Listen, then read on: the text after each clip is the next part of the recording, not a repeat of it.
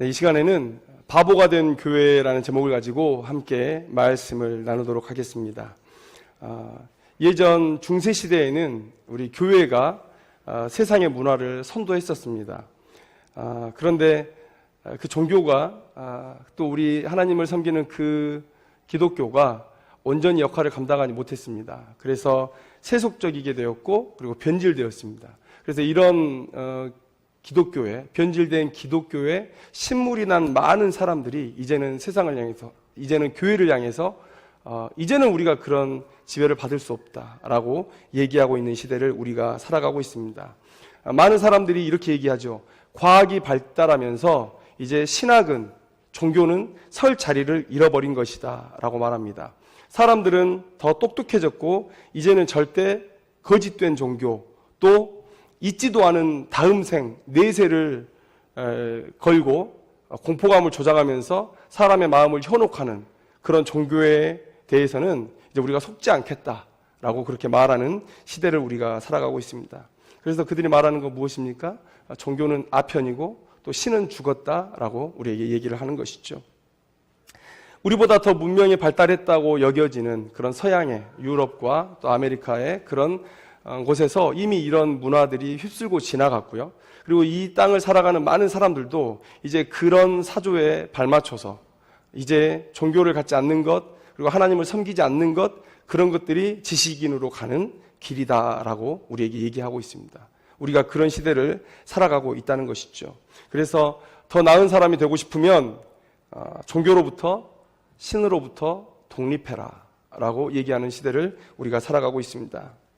이런 세상에 살아가는 우리, 세상이 우리를 볼 때 우리에 대한 평가는 당연히 박할 수밖에 없겠죠.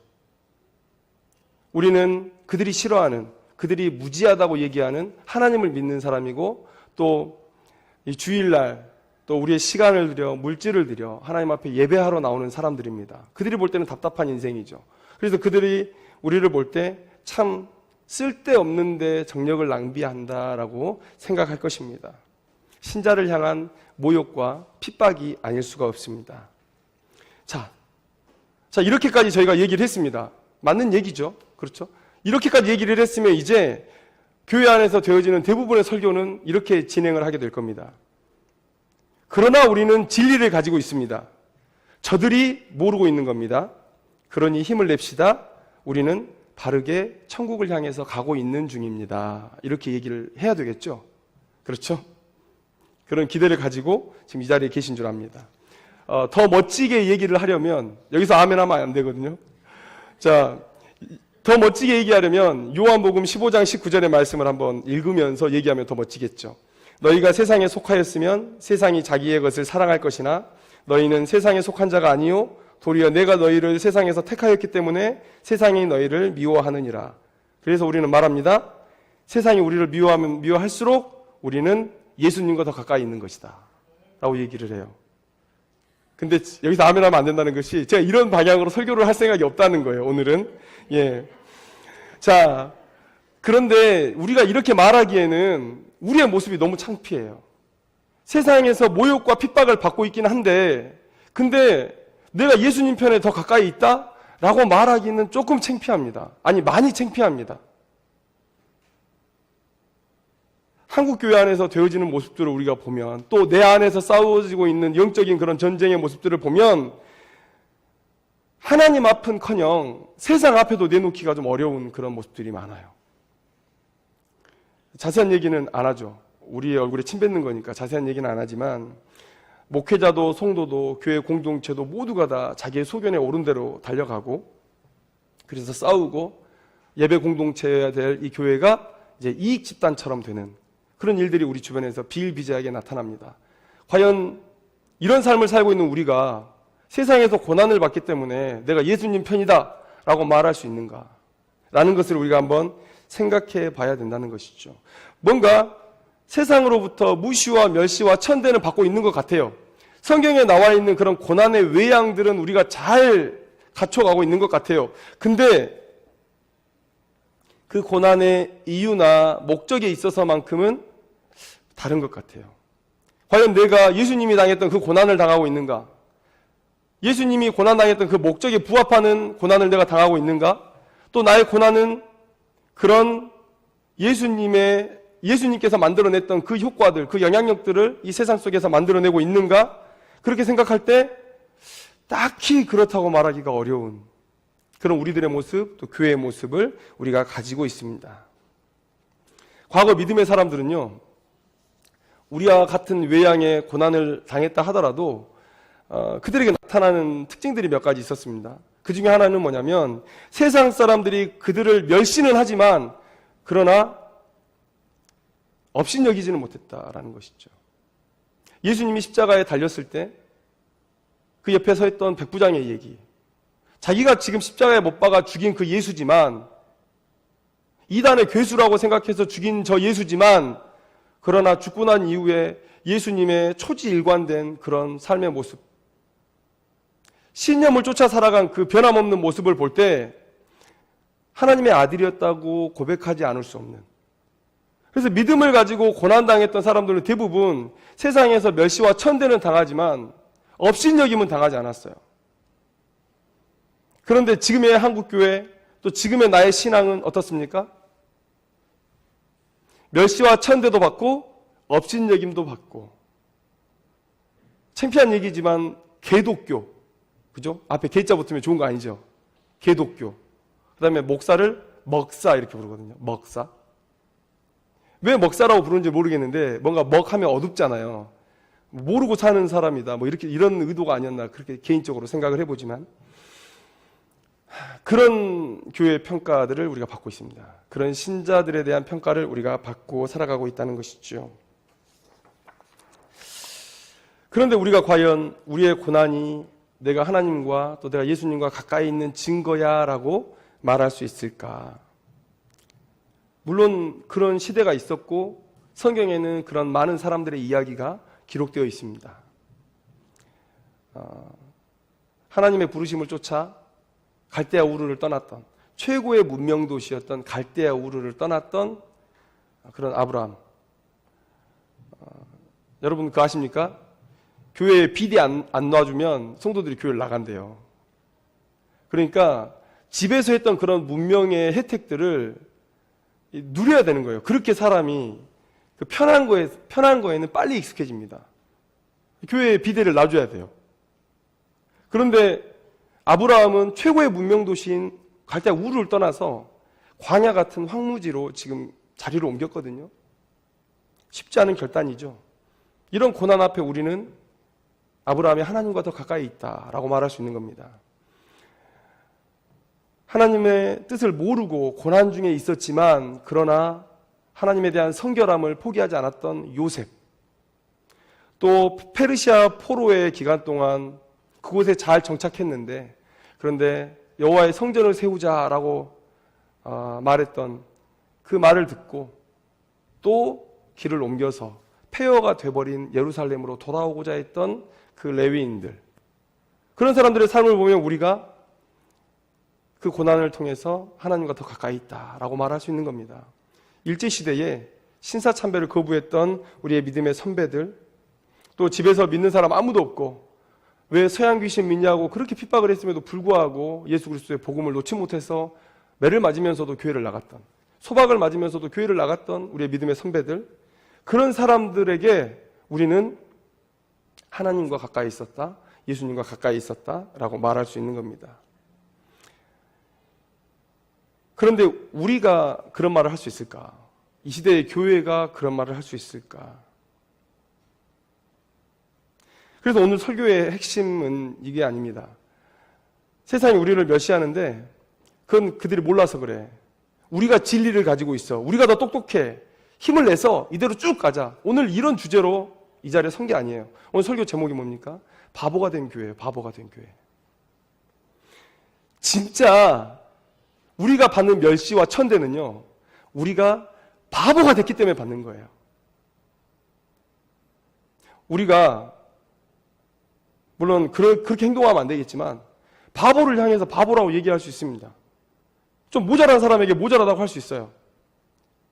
사람들이 우리에게 에이 바보야 라고 얘기할 때 그것은 진짜 우리가 예수님 때문에 당하는 고난이 아니라 우리가 진짜 바보가 됐기 때문에 듣는 얘기라니까요. 이런 얘기 한번 드리고 싶습니다. 만약에 일제시대에 어떤 아이가 학교를 다니고 있는데 친구들과 놀다가 숙제를 못 해갔어요. 그래서 일본 선생님에게 야단을 맞았다고 생각해 봅시다. 근데 그 아이가 나가서 엎드려 뻗쳐가지고 매를 맞으면서 속으로 이렇게 생각하는 거예요. 일제 식민지에 대한 서름을 막 묵상하고, 그렇죠? 그리고 그렇게 자기의 그런 행동들을 합리화해요. 그러면 과연 그 아이는 어떤 사람이 되겠습니까? 자기의 명백한 잘못 때문에 야단을 맞는 건데 그것을 가지고 자기를 너무 과대평가하는 거예요. 너무 부풀리는 거예요. 내가 저 선생에게 당하는 것은 식민지 서름을 겪고 있는 것이다. 이렇게 과대 포장을 해요, 자기를. 저는 이 시대의 한국교회가 그런 모습을 가지고 있다고 생각합니다. 진짜 바보가 돼서 사람들이 우리에게 얘기를 하는 거거든요. 얘 바보야, 이렇게. 근데 우리를 자꾸 성경 말씀 속에 아브라함, 요셉, 다윗 이런 사람들이 겪는 고난과 일치를 시켜가지고 내가 마치 믿음 때문에 고난을 받는 것이냐 생각을 해요. 그러면 일제시대에 이 아이가 뭐가 됐겠어요? 울분을 가진 바보가 되는 거죠. 쓸데없이. 한국교회가 그래요. 아무 이유 없이 세상이 나를 때린다고 생각해요. 나는 그런 잘못 안 했는데 세상이 나를 바보라고 하고 멸시와 천대를 한다고 생각해요. 그런데 우리가 세상 속에 나가고 언제 우리가 복음을 얘기해봤어요? 언제 예수 그리스도의 사랑을 얘기해봤어요? 잘못 이해하고 있으니까, 현실에 대해서 잘못 이해하고 있으니까 발전이 없는 거예요. 세상에서 당하는 고통 앞에 예수의 예자도 꺼내본 적이 없는 사람들이 그냥 외양이 닮았다는 이유만으로 내가 예수 때문에 고난을 받고 있다고 생각해요. 그러면 진짜 울분을 가진 바보가 되는 겁니다. 현실을 직시하는 일이 필요해요. 오늘 우리가 당하는 이 고난, 멸시와 천대를 마주하는 그런 시간들이 필요하다는 거예요. 그냥 막연하게 교회에서 그냥 우리가 고난당하면 다 예수 때문에 당하는 고난이라더라 라고 얘기하니까 그냥 그렇게 여기지 말고 오늘 내 믿음의 수준, 이 땅의 교회의 수준, 그리고 이 땅이 교회에 무슨 영향력을 끼치고 있는가를 잘 살펴보고 과연 그 고난이 진짜 예수님 때문에 당하는 고난인가 아니면 진짜 내가 바보가 돼서 세상의 손가락질을 받고 있는 건가를 우리가 살펴봐야 된다는 것이죠. 구원의 첫 출발은 우리의 죄를 인정하는 데서부터 출발을 합니다. 그래야 소망이 있는 거예요. 마찬가지로 저는 우리의 지혜로움도 우리가 무지하다는 사실을 인정하는 데서부터 출발해야 된다고 믿습니다. 왜 우리는 바보가 되었을까요? 오늘 이 사실을 고민해보고 예수님께서 초청하시는 그런 의미 있는 고난으로 나아가는 그런 귀한 시간이 되었으면 좋겠습니다. 오늘 본문 속으로 한번 들어가 볼 텐데요. 오늘 우리는 예상치 못한 블레셋 사람들의 지혜로움을 맞닥뜨리게 돼요. 자, 오늘 본문의 내용은 무엇이냐면 하나님께서 이미 사울을 심판하시기로 작정하셨습니다. 다윗을 왕으로 세우시기 위한 전쟁을 이제 준비하고 계셔요. 그리고 이제 블레셋군은 이스라엘로 진격을 해서 진을 치고 있는 겁니다. 이스라엘은 위기 가운데 빠지게 된 거죠. 그리고 우리의 눈은 지금 이스라엘이 아닌 블레셋 진영으로 우리의 눈이 지금 돌아가 있습니다. 오늘 본문이 상당히 의아해요. 두 가지 면에서 매우 의아합니다. 첫째 의아한 점은 뭐냐면 이야기의 주인공이 갑자기 블레셋으로 바뀐다는 거예요. 사울의 이야기를 하다가 이스라엘의 이야기를 하다가 갑자기 이야기의 초점이 블레셋으로 가요. 그러니까 어떤 느낌을 받냐면 이야기가 좀 느슨해진 것 같다는 느낌이 들어요. 이 글 쓰는 사람이 이거 잘 못 쓰는 것 같은데 이런 생각이 들지도 몰라요. 28장에서 바로 31장으로 뛰어 넘어가면 만들 것 같아요. 하나님께서 신접한 여인을 찾아갔던 사울을 심판하기로 하셨다. 그래서 이제 전쟁이 시작됐고 사울은 죽었다. 이렇게 하면 얘기가 매끄럽죠. 근데 갑자기 블레셋이 주인공이 되는 이야기가 갑자기 툭 끼어 있는 거예요. 이게 첫 번째 의아한 점이고 두 번째 의아한 점은 뭐냐면 다윗이 왜 여기 있냐는 거예요. 다윗이 왜 이스라엘을 치는 전쟁 가운데 지금 아무 거부감 없이 거기까지 나와 있냐는 거예요. 다윗이 저항했다는 얘기가 없거든요. 왜 나와 있을까요? 진짜 다윗이 이스라엘을 치려고 했을까요? 아니면 배신하고 이 블레셋 사람들이 얘기하는 것처럼 이스라엘 편을 들려고 했던 것일까요? 이게 매우 의아한 부분이에요. 그런데요, 오늘 우리가 말씀을 묵상하고 이 이야기의 결론에 도달하게 되면 이 29장의 이야기가 정말 필요한 얘기구나, 이 드라마틱한 전개에 있어서 정말 빼놓을 수 없는 이야기구나라는 것을 우리가 깨달을 수 있을 것입니다. 자, 먼저 두 번째 의문점부터 한번 풀어보시죠. 다윗이 왜 거기 있었을까요? 결론은 뻔하죠. 다윗은 절대 이스라엘을 치지 않습니다. 왜 그럴까요? 다윗은 블레셋에 얹혀 살고 있을 때도 유다와 이스라엘만 생각했던 사람이에요. 왜 그렇습니까? 사무엘상 27장 8절 이하를 보면 다윗은 그 위기 속에서도 유다의 대적이었던 그술 사람, 기르스 사람, 아말렉 사람을 공격했다고 말하고 있어요. 이게 걸리면 안 돼요. 지금 다윗이 유다를 버리고 이제 유다에 돌아가는 것을 포기하고 블레셋으로 넘어온 줄 알고 지금 아기스 왕이 받아준 거거든요. 그런데 여기 와서 이적 행위를 하고 있다? 그러면 이 아기스 왕이 다시 생각해 볼 거 아닙니까? 그러니까 절대 들키면 안 돼요. 이 위험한 상황 속에서 유다의 대적들을 치고 다니는 거예요. 그러면서 와서는 다른 얘기를 하죠. 마치 블레셋에게 도움이 되는 일을 했던 것처럼 거짓 증언을 해요. 그러니까 이 다윗의 생각 속에는 블레셋에 살고 있지만 마음은 계속해서 유다와 이스라엘을 향해 있어요. 자, 또 두 번째 이유는 뭡니까? 이스라엘의 왕으로 다윗은 기름 부음을 받았어요. 그런데 그런 왕으로 기름 부은 다윗이 이스라엘을 친다? 하나님의 그런 기름 부으심을 명백히 거역하는 그런 행위가 될 거예요. 그래서 만약에 다윗이 이대로 전장에 나아갔다면 그러면 다윗이 할 수 있는 일은 뻔한 겁니다.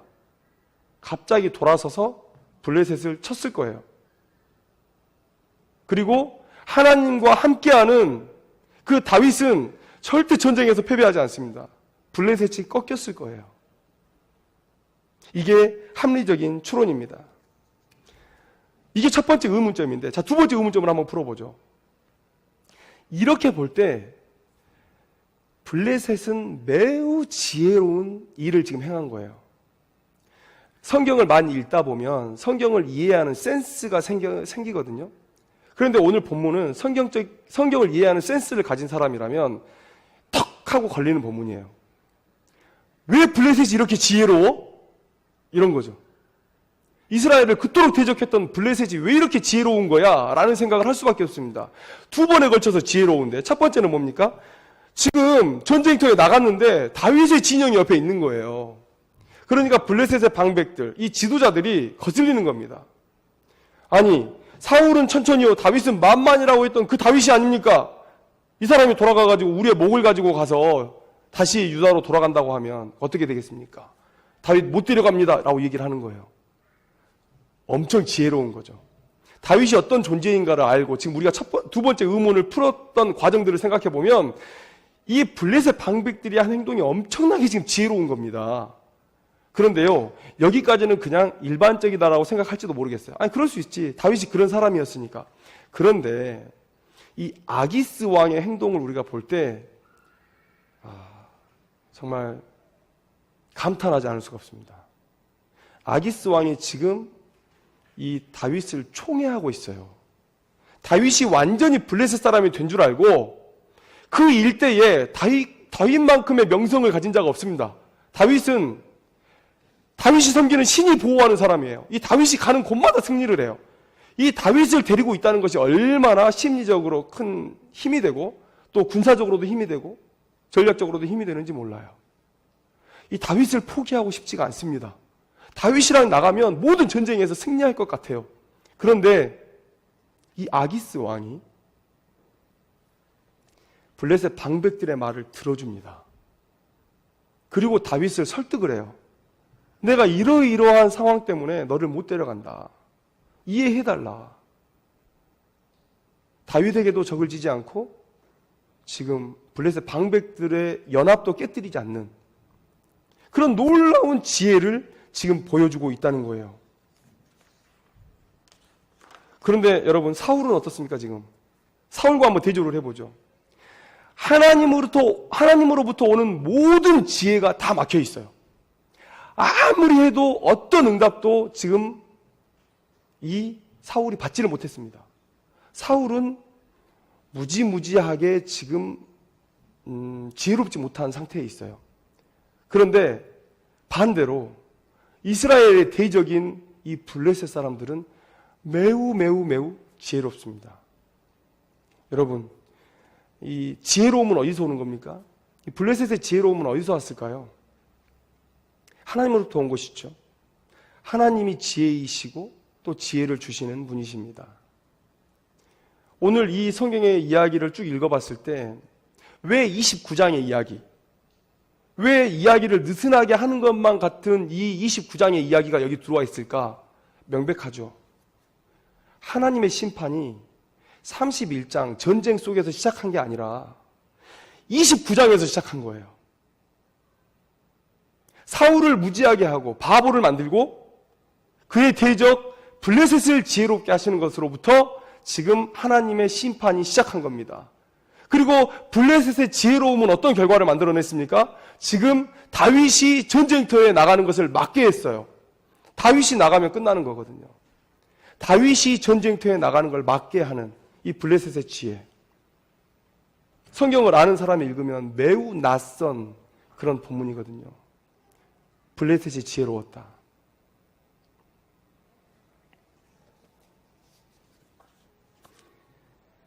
사울왕 곁에는 지혜가 없었습니다. 그런데 그의 대적 블레셋 곁에는 지혜가 있었어요. 자, 여기서 우리는 결론을 도출할 수가 있습니다. 하나님은 자기 백성이 죄악으로 치달아갈 때 징계를 하시는데 여러 가지 많은 방법들이 있는데 그 중에 하나가 바로 그에게서 지혜를 거두시는 것이다 라는 것입니다.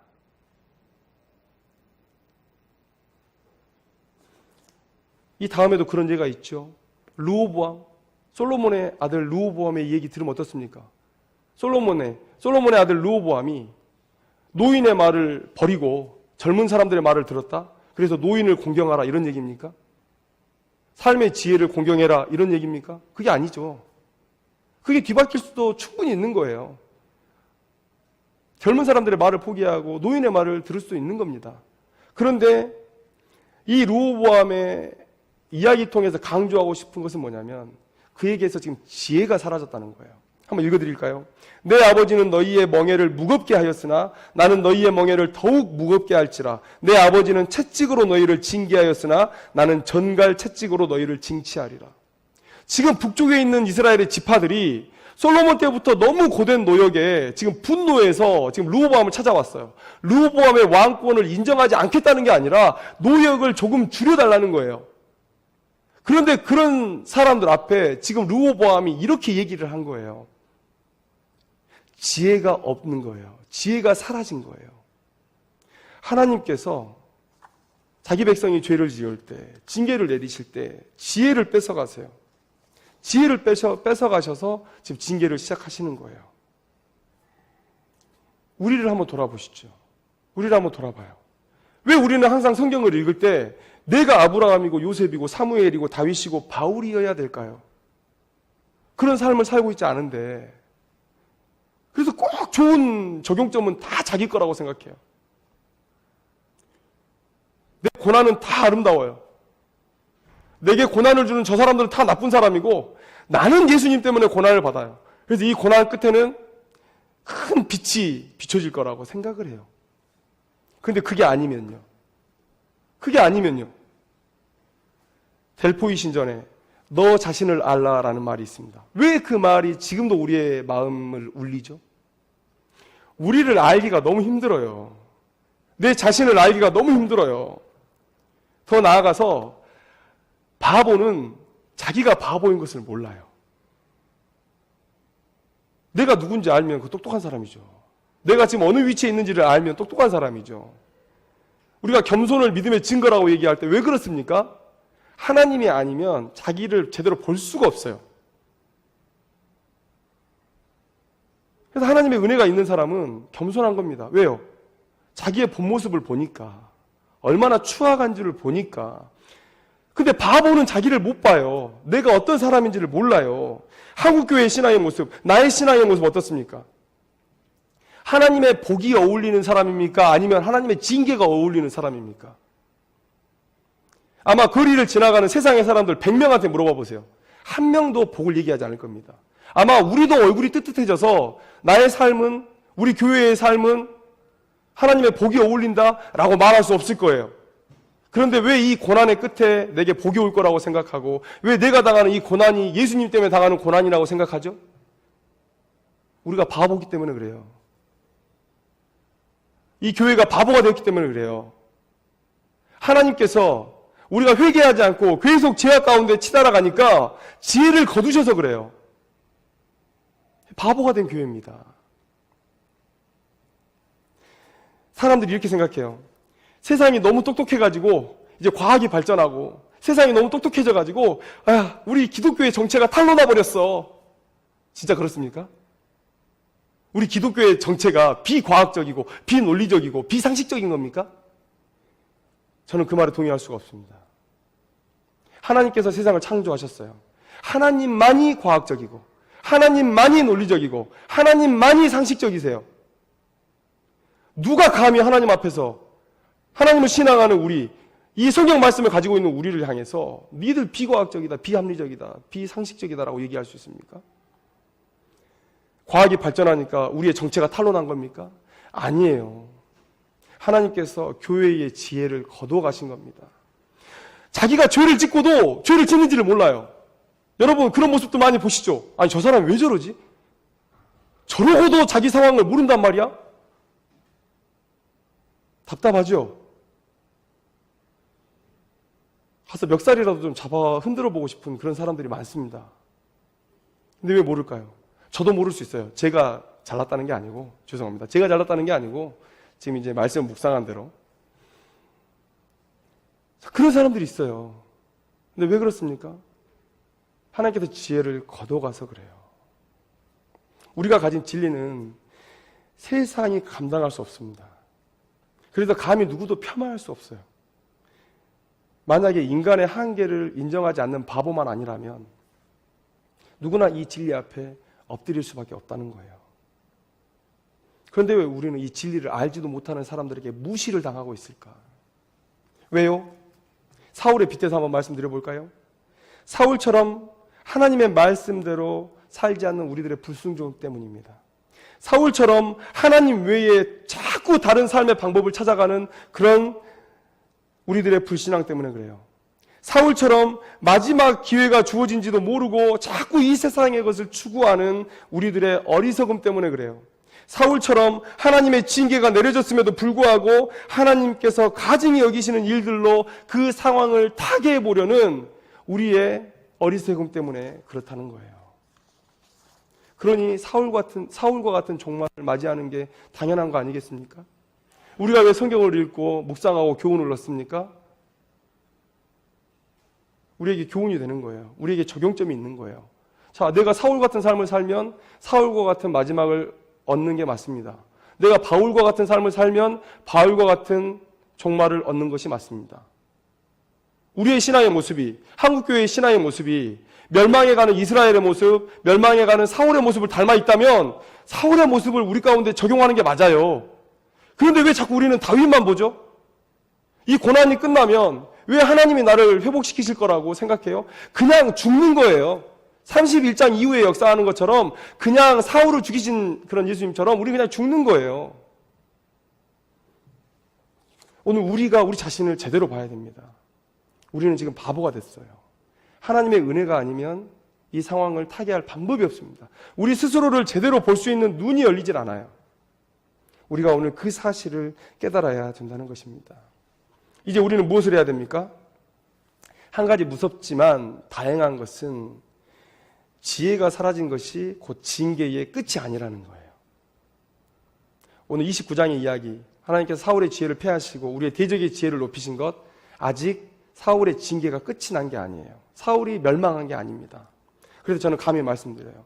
아직 우리에게 회개할 기회가 있어요. 돌이킬 기회가 있습니다. 하나님은 이스라엘 백성들의 심판 중에 심판이 완전히 확정되었음에도 불구하고 하나님은 그 와중에도 회개를 선포하셨어요. 회개해라. 지금 내가 너희들에 대한 징계를 선포했지만 징계가 너희들의 목전에 다다라 있지만 너희들이 지금이라도 돌이키면 내가 이거 걷어내겠다. 우리에게도 그런 회개의 시간, 회개의 기회가 아직 남아 있습니다. 아직 징계가 성취되지 않은 이 시점은 우리에게 마지막 회개의 기회가 되는 것이에요.